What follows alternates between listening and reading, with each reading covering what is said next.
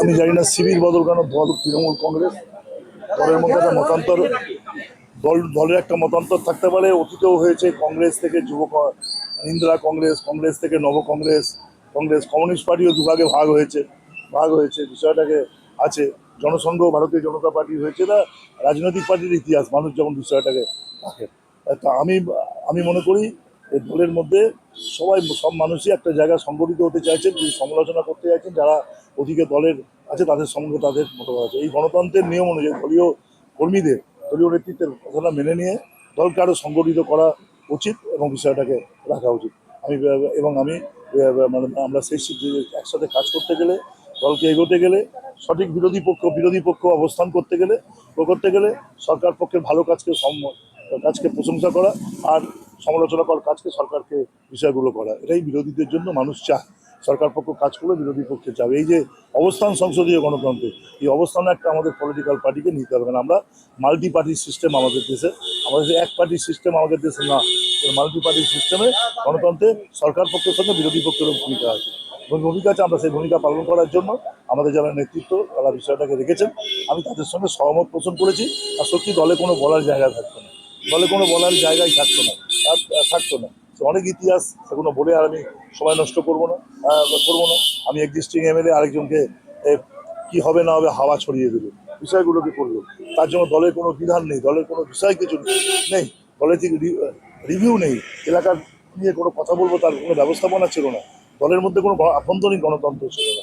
আজকে আমাদের যেটা বলেছেন কালেকটিভ ডিসকাশন, একটা জানেন যে একটা পলিটিক্যাল পার্টিতে অংশগ্রহণ, পার্টিসিপেশন এবং ডিসকাশন, এটা অত্যন্ত গুরুত্বপূর্ণ এবং তারপর সিদ্ধান্ত প্রেরণ। এই তিন সমন্বয় একটা পলিটিক্যাল পার্টি সঠিক পার্টি হিসেবে গড়ে তুলতে হবে। সে স্বপ্নে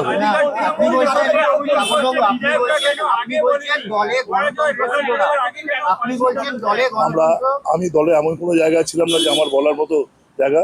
এটা দলে যখন ডিসকাশন উঠেছে, ব্যাপক নেতৃত্ব যখন বলছে, তখন তো একটা মতামত আসে। একটা মতামত, আমি যে স্তরে কাজ করি সেখানে একা এটা ইন্ডিভিজুয়াল মতামত দিয়ে কোনো লাভ হয় না। যখন একটা এরকম মতবিরোধ হয় তখন আমি অনেক ধৈর্য ধরে জানারই চেষ্টা করেছি। আমি কখনো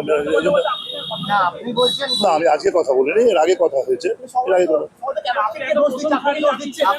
আমি অবশ্যই গণতন্ত্র ছিল না, একবার ছিল। আমারও কোনো সিদ্ধান্ত নিতে গেলে, যেমন আমার নির্বাচন দেখুন, পাশের বিধানসভাতে মুখ্যমন্ত্রী মমতা বন্দ্যোপাধ্যায়, অভিষেক বন্দ্যোপাধ্যায় সমস্ত নেতৃত্ব, আমি বিধানসভার প্রার্থী, আমার কর্মীরা একটু করেন, আমরা চিরকাল ভালো পারফরমেন্স করি, লোকসভাতে ভালো ভোট দিই, বিষয়গুলোকে করি। নেতার বাড়িকে যোগদান না করলে একটা মানে ব্যাপার হবে না। আমি সেই দলের মধ্যে পড়ি না, আমার সময়ও থাকে না, বিষয় সকাল থেকে উঠে রাত্রিতে পরিশ্রম, ফলে একটা ব্যাপক পরিমাণে অভিমান, ক্ষোভ ইত্যাদি ছিল। সেটা বলার জায়গাও থাকে না, একটা অবস্থার পরিপ্রেক্ষিতে বলে। আপনার সঙ্গে স্বামী স্ত্রী যখন মতবিরোধ হয়, আপনি প্রথম ব্যাপারটাকে আর বাইরে নেন না, কিন্তু যদি এটা কখনো পাবলিক হয় তখন পাবলিকলি বলতে হয় এটা এখন ঘটনা হয়েছে। আমাদের নেতৃত্ব একটা ব্যাপারটাকে দেখেছেন সবাই মিলে, একটা স্টলওয়ার্ড সমস্ত নেতৃত্ব তৃণমূল কংগ্রেসে, মমতা বন্দ্যোপাধ্যায়কে বাদ দিলে বাকি সব নেতৃত্ব যারা তার দীর্ঘদিনের সহকর্মী, তারা সবাই একটা মঞ্চে এসেছেন। এই মঞ্চ ছেড়ে আমি বলুন কোন কোন কোন আমি যদি সত্যি গণতন্ত্রের বিরোধী পক্ষকে নিতে হয়, এই সলিডারিটিটাকে রেখেই আমাকে এগোতে হবে। আমার কর্মীদেরকে নিয়ে আমার এগোতে হবে। সলিডারিটি না থাকলে আমরা কখনো করতে পারি।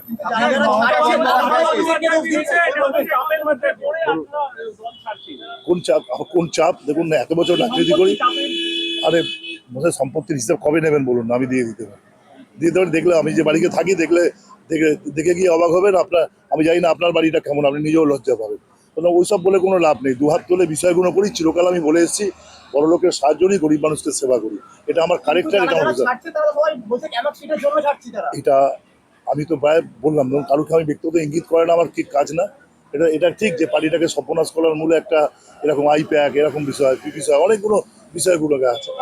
আজকে দোষ দেওয়ার সময় না, আজকে আমরা কালেকটিভলি সবাই জয়েন করে আগামী দিন কাজের মধ্যে দিয়েই প্রমাণ হবে।